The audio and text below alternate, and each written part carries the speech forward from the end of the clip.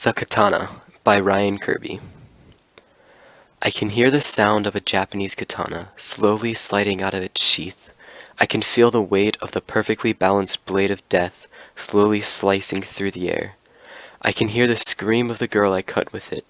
I can still hear the scream of my mom when she saw the blood. I can hear the screams of her mom when she saw the blood. The screams of everybody who saw what I did that day. The day I found my katana, hidden away from me until I got older, was replaced by a day of screaming. My uncle was a man of mysteries. My dad never talked about him, and whenever he came over, they seemed distant. My uncle had a drug problem and wasn't a good person. I always remembered him as a good person, though. He would help me build stuff in my sandbox, I would play basketball with him, and he would teach me cool things he's learned over the years. I loved my uncle growing up, and always looked forward to seeing him on the weekends. I never knew the truth, though. My parents didn't want to hurt me. They couldn't tell me who he really was. I remember my uncle coming in and out of my life, but never knew why. Now I know the truth. My uncle was addicted to drugs, and he made terrible choices. He did terrible things to the people around him, including family. My uncle didn't care about who he hurt. He only cared about getting the next fix. My parents knew I couldn't handle the truth, so they didn't tell me until I was older. The last time he went to jail was 6 years ago. He was supposed to get out when I turned 16, but now he won't see the outside world until he's almost 80. But now that he's locked up for a while, he won't be able to make any more bad choices for a long time. One of many bad choices of his was when he gave a child a very sharp katana. My dad had known what could happen if he let me have it. So he tried to hide it. I still found it. I wish I could have let the katana slip from my mind, but I couldn't. It symbolized too much that I didn't know about yet. It was too big of a mystery to let go. I searched every day for a couple of weeks until I found it hidden behind the walls of my garage. There was a board nailed to the wall with about a 2-inch gap that had no purpose other than to make the garage look cleaner. My dad had slid the katana inside the gap and put a bunch of power tools in front of it, so I couldn't reach it. I had to slowly move everything out back to get back there, but once I found it, I was already in trouble. I was going down a bad path, and I never knew it until too late. My uncle had loved his katana, but he knew he was going to jail one day. He told my dad that it was mine once I turned 12. He left it for me to remember and buy. My uncle was on drugs when he gave it to me. He thought a 12-year-old could handle the powerful sword. My dad knew I wouldn't be able to handle the sword until much later, but I found it too early. I found the sword when I turned 7. I never told anyone, though. I would wait for my parents to leave for work. Then I would go into my tiny backyard and swing the large sword around. I would battle against gigantic armies and always was victorious. I thought this katana gave me an unstoppable power, and when I held it, I felt like a ninja. I could run faster, jump farther, and could bring down an entire group of bad guys in one mighty swing. I felt totally in control, but I never was. I remember the day it happened so perfectly. Her name was Katie.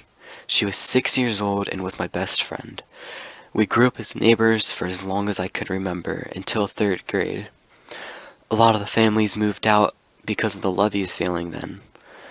Until she moved, we would always hang out together. If I wasn't at her house, she would be at mine. She was like a sister to me. But Katie came over a couple weeks after I found it. I had kept it a secret from her as well because I wanted it all to myself. But I couldn't take not telling her anymore, so one Saturday afternoon, she came over like normal, and I ran to my backyard and pulled out the katana. I never had it out before while my parents were home, so I was scared of getting caught. Showing Katie, the katana, seemed more important than getting caught, so I didn't worry about it too much. I showed it off like a new bike. I kept pulling it almost out of the sheath and then putting it away. I did this over and over and turned it over and over until she saw every inch of the sword.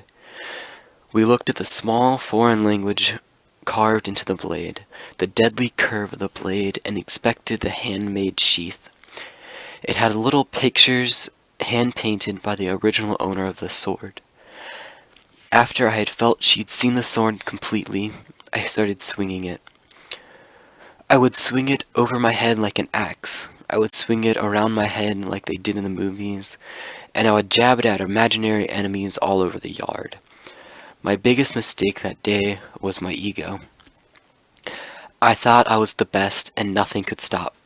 Nothing could go wrong. I was totally in control. I wanted to show how much control I thought I had with the sword. So, I had Katie stand completely still in the middle of the yard, and I started swinging the sword close to her. I would swing over her head by a couple of inches. I would bring down the sword right next to her arms by mere inches, and I would jab at the air only inches away from the tip of my katana. I would jab at her with only an inch or two of space between the tip of my katana and her. At the end of my routine, I brought the sword down too close to her arm, and it dug into the side of her left forearm. It didn't go deep, though, because it wasn't as sharp as I had thought it was. There was still blood, though. Lots of it. It covered her lower arm in less than a minute. My mom came rushing outside the second she heard her scream. She instantly called Katie's mom, and we drove up to the hospital together. She had to get 6 stitches in her arm to seal up the wound. I got lectured by my dad, who blamed himself for not hiding it better. I got lectured by my mom, who thought it was her fault because she wasn't watching us like she normally does. I got lectured by the cop at the hospital who told me if I was older, I could have went to jail for what I did. I got lucky that Katie's mom didn't press charges because my parents could have had to went to jail for not watching us properly. I got in a lot of trouble in the weeks that followed. My dad sold the katana once we got home, so I would never find it again. But I don't think I could have even picked it up after what I did. My mom told me I was grounded until I was 18, which turned out to be a little less than a month of me actually being grounded. I couldn't see Katie for almost 2 months after she got home from the hospital. It was never the same as it was before, though. That was the worst part. I didn't feel as close to her like I did before. After what I did, it was a wonder she even still came over at all. I had learned a very valuable lesson that day, and then the days that followed. I learned that there is a reason behind everyone's action. There is a reason my dad hid my katana from me. There is a reason behind everything my parents did. People tend to learn better from a mistake on their own than they do when they are just told something. That doesn't mean you should wait until you make the mistake before you learn. Everybody has done something they have to live with for the rest of their life, and they can pass their knowledge onto others if everyone would just listen. You can learn a lot by actually listening. You just have to take a step back and look at the bigger picture every once in a while. You have to think to yourself, why? Why would they do this? Why did they say that? Why does it matter? There's a reason behind it. You just have to find it. Thank you.